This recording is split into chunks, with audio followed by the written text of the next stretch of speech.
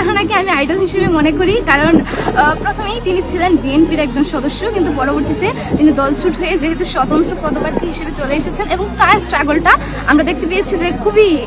ছিল, এবং তিনি জনগণের খুব কাছ থেকে, আমি খুব কম মহিলা সদস্যকে দেখেছি যে তারা জনগণের কাছে গিয়ে জনগণের সুযোগ সুবিধা নিয়ে চিন্তা ভাবনা করেন। কিন্তু রুমিন ফারহানা যথেষ্ট আলাদা প্রকৃতি, এবং তার প্রকৃতিটা আমি নিয়ে থাকি যে তিনি জনগণের সুযোগ সুবিধা বুঝতে পারেন এবং মহিলাদের নিয়ে তিনি যথেষ্ট কনসার্ন, এবং তার উদ্বিগ্নতা আমাদের বরাবরই ভাবায় যে তিনি আসলেই মহিলাদের নিয়ে ভাবেন। এবং একজন নারী